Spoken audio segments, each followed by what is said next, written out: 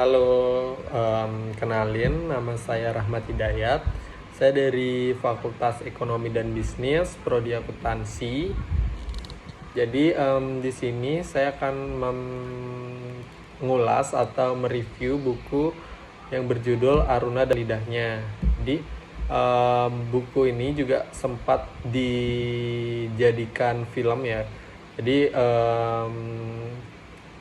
filmnya itu judulnya juga sama, Aruna dan Lidahnya. Jadi buku ini merupakan sebuah novel yang diterbitkan oleh Gramedia Pustaka Utama yang dirilis pada tahun 2014. Novel ini ditulis oleh seorang penulis yang bernama Laksmi Pamunjak yang sebelumnya juga sempat menulis buku terkenal juga yang judulnya Amba pada tahun 2012.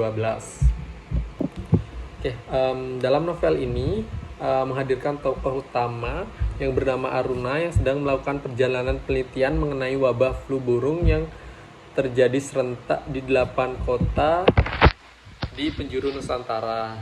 Jadi kenyataannya, buku ini menceritakan sebuah perjalanan yang bermotif utama adalah wisata kuliner, namun disambi dengan bekerja. Jadi sesuai dengan tema yang saya dapat di sini, saya bakal mengulas buku yang bertema kuliner. Dalam novel ini kita diajak juga untuk melintasi lanskap epidemiologi yang penuh tantangan dengan dilengkapi dengan rempah-rempah kisah pribadi dan kelezatan kuliner Indonesia. Jadi Aruna dan Lidahnya ini membuka pintu ke dunia seorang ahli epidemiologi yang harus menyelidiki wabah flu burung di berbagai penjuru Indonesia. Namun di balik setiap sampel darah dan uji laboratorium, terungkaplah kehidupan pribadi Aruna yang penuh warna. Petualangannya bukan hanya dalam menghadapi ancaman epidemiologis, tetapi juga menjelajah perjalanan emosional, romantika yang tak terduga. Jadi selama perjalanan ini, aroma dan rasa kuliner Indonesia membaur dengan indahnya dalam kata-kata menciptakan pengalaman sensori yang mendalam. Novel ini menjadi jendela ke dalam kekayaan budaya Indonesia dan mengajak kita untuk lebih memahami tidak hanya tentang kuliner juga, jadi tentang kehidupan yang mengalir seperti sajian kuliner yang menggoda selera. Menurut saya, kelebihan dari novel ini terletak pada kekayaan deskripsi kuliner Indonesia yang membuat pembaca seolah-olah bisa mencium dan merasakan setiap hidangan yang dihadirkan dalam cerita. Jadi merasa keintiman dan kehidupan pribadi karakter-karakternya juga memberikan dimensi emosional yang kuat pada ceritanya. Namun beberapa mungkin merasa bahwa elemen epidemiologi terkadang membuat alur cerita terasa lambat.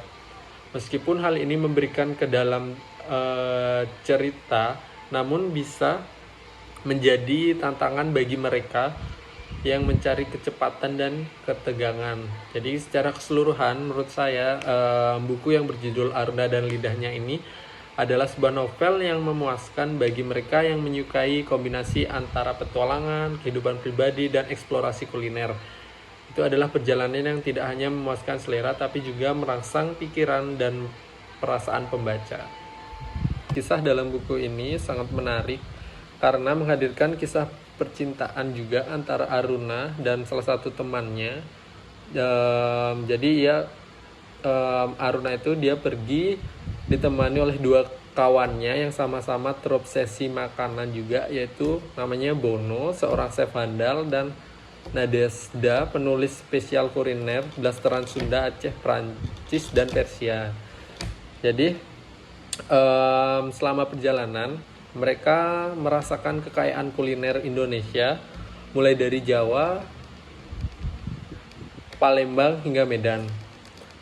Seperti misalnya mereka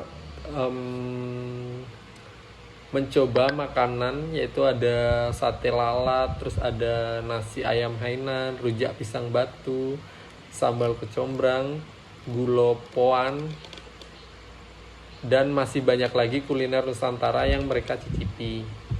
Kelebihan utama juga pada novel ini terletak pada deskripsi rinci dan pengunggahan selera tentang hidangan-hidangan tradisional Indonesia yang menciptakan pengalaman sensori yang mendalam, meskipun beberapa pembaca mungkin merasa alur ceritanya terlalu lambat karena fokus pada epidemiologi. Namun kekayaan detail dan dimensi emosional karakter-karakter tetap menjadi daya tariknya. Dan secara keseluruhan dari buku yang berjudul Aruna dan Lidahnya ini adalah perpaduan dari berbagai elemen yang menciptakan pengalaman pembaca yang memuaskan dengan sentuhan ilmiah, kehidupan pribadi yang kompleks, dan kelezatan kuliner Indonesia. Baik, ya itu sekian dari video ulasan atau review buku dari saya. Mohon maaf kalau ada banyak salah kata. Terima kasih, saya akhiri. Terima kasih.